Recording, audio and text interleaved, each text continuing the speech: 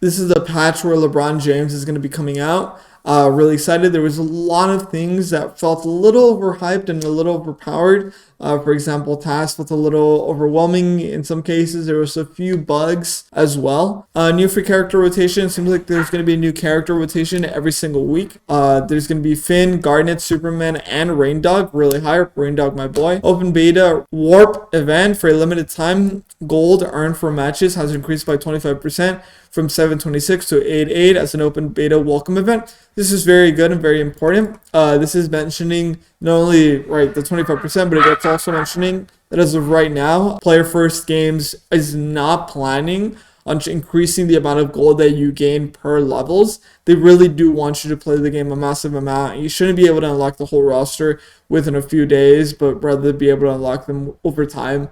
And that's just something to know and something to pay attention to. So we have the legend, we have buffs, there's going to be pluses, nerfs are going to be minuses, and changes are going to be squiggly lines. Batman air ground neutral attack cooldowns on Batarang increased from 13 seconds to 14 seconds. Pickup of Batarang returns 11.55 seconds, up from 11.05. This means that the minimum time between Batarang throws is 2.45, up from 1.95 seconds. This is a very important thing simply because if you did get to play Batman, you would always really be playing for the Batarang. In alpha, you didn't necessarily do it in as excessively, but in the beta, you wanted to always go for the Batarang, always pick it up, always just throw it again, because the delay that you would have to throw it actively was so short that you would always want to be playing for it. Batman Batarang pickup cooldown created very small windows where Batarang wasn't in play. This change should make it so opponents of Batman have a larger window between Batarang attacks to gain advantage. Bug fix. Air ground special. Fixed a bug where grapple would sometimes shoot you off the map. This was a very funny gimmick or funny scene where someone hooked on to an opponent that was on ledge, and because of that they got sent flying for not connecting properly. Bugs Bunny air up attack startup window increased by 2 frames. The active window decreased by 2 frames. The hitbox made it so that Bugs Bunny hit nearly all around himself. This should make the up air a bit more reasonable to deal with. This is incredibly needed. I think Bugs Bunny was just able to take a lot of advantage when he was just in the air and you had to go at him from a diagonal side. But even in vertical, right, you didn't, or not vertical, horizontal, you wouldn't necessarily feel like you have a lot of value or a lot of advantages. So I appreciate it. It's just a small change, but it's going to be very impactful. Iron Giant was one of the characters that I think a lot of people were having issues with, can no longer combo into itself. I think once people learn how to play against it, though, we didn't necessarily have as many issues as the games progressed, right? Bug fix. These are all bug fixes, but because of this, hit and lock opponents in place forever. This is something that was occurring repeatedly, so this not being no longer accessible and was not an intended thing means that Iron Giant will likely not be as capable as he was. Can no longer repeatedly hit opponents. Up air attack. This is also another big change. These were bug fixes, not necessarily intended nerfs, but in turn they are nerfs in those cases that it would happen often. Steven Universe, Nerf, air neutral attack knocks opponents up and away to prevent an infinite attack caused by alternating air down attack and air neutral attack. This is really interesting. I understand that his air neutral attack was able to put people into combo situations, but I still feel like Steven Universe is struggling a little bit.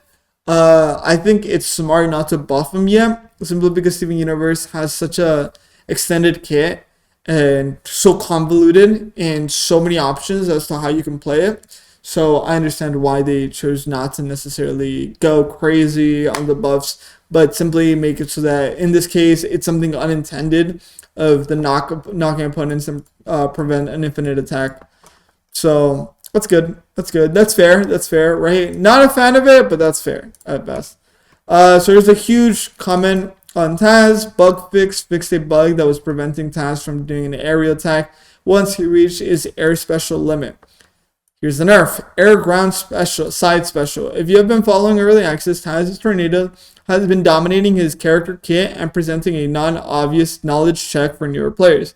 By reducing its effectiveness, we hope to improve its gameplay health and loop and bring the game to a healthier state for newer players. It decreases the tornado's duration and the additional duration gained by passing an ally, removing one of the multi-hits of the tornado, decreasing the hit pause of all the hits in the tornado, reducing knockback from the final hit in the tornado from 1375 to 1275. I think this is probably even the most impactful one, as well as multi-hit, removing one multi-hit. Right now, our plan is to transition the tornado to a cooldown move in an upcoming patch. The tornado is Taz's signature move, so we want to keep it as one of the most powerful attacks.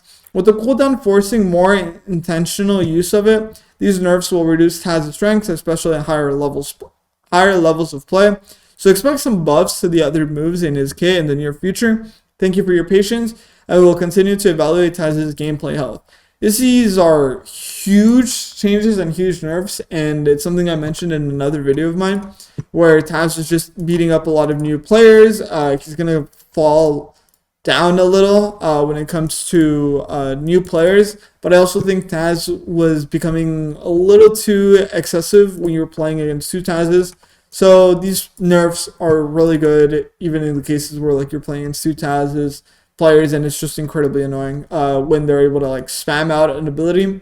So good change. I'm happy with it, and I agree that, and I'm okay with it being moved to a cooldown and still being used as a very intentional kill option, which will likely bring back a lot of these debuffs that are being placed on him right now, and then just bring them back once it's a cooldown. Velma, weight reduced from 70 to 63. It was an oversight on our part that Velma is one of the heaviest characters in the game. This should bring her more in line with where we originally envisioned her. So if you've played Velma, you know that she's incredibly good, of how much utility she has, how much capability she's able to have, and how much range, impact, and a command grab from her side special just makes her incredibly oppressive. And for that reason, I think Velma was incredibly good, and I only got to play a little bit of her, but this nerf is simply going to be, in some cases, enough. With Velma, you're living a little too much, and with it reducing her from being 70 to 63 is going to be very good for the state of like other characters or other supports such as Rain Dog. And that's it. That's the patch notes.